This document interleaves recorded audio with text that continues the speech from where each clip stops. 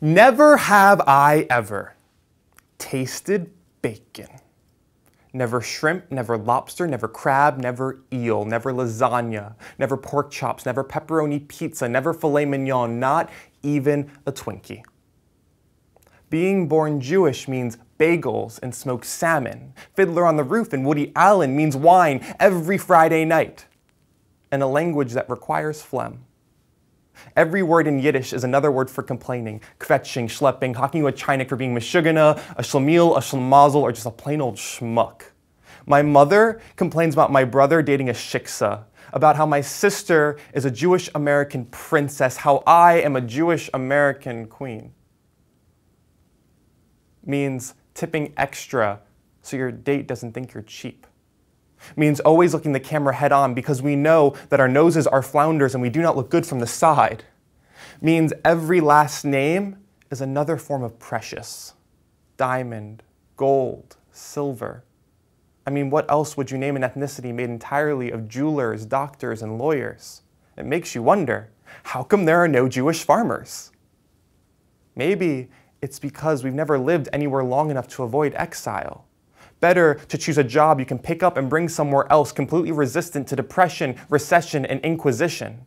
On dinner dates, I'm reluctant to reveal why I never order cheeseburgers, or why I'll never get a tattoo. It always starts a conversation about Schindler's List or Sophie's Choice. I blame the American school system.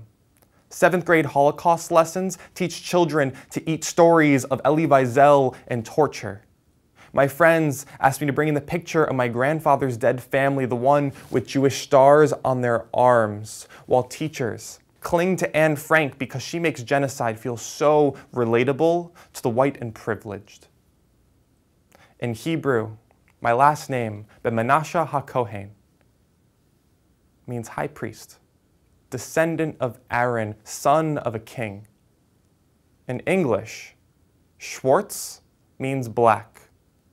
Son of ash, descendant of nothing, son of blank, just like my family tree project in 5th grade. My teacher asked me to ask my grandmother her father's name, but I knew better.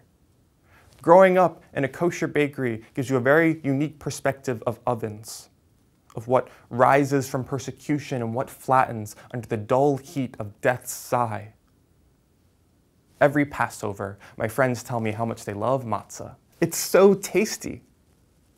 How do I tell someone it's a symbol of my ancestors' persecution?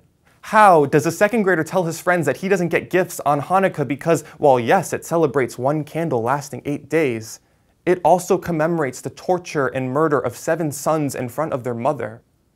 How do I explain Purim, the happiest Jewish holiday, is about a Persian king's favorite wife refusing to eat so that he won't decide to kill all the Jews? Sometimes I wonder why we're still around, kept alive like the American buffalo, not because we're anyone's favorite animal, but because of what we represent.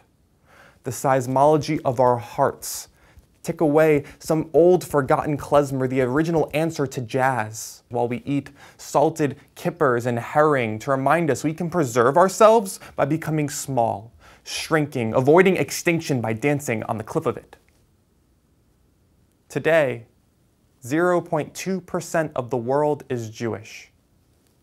My grandmother worries that if we grow any larger, soldiers will come to our doors and kill us like they did to her father and brothers. My mother tells me the story of rocks thrown through her windows every Easter Sunday. My father, how his art teacher accused him of filing down his horns and wearing a skull cap to cover the stubs.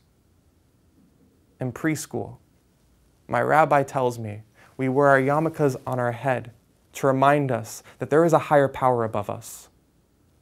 I know now it means something different entirely. We balance these small, round hats on our head to remind us of our spines, to remind us to look death straight in the eye, reminds us that we are the chosen people. We did not inherit this earth, but we will endure it.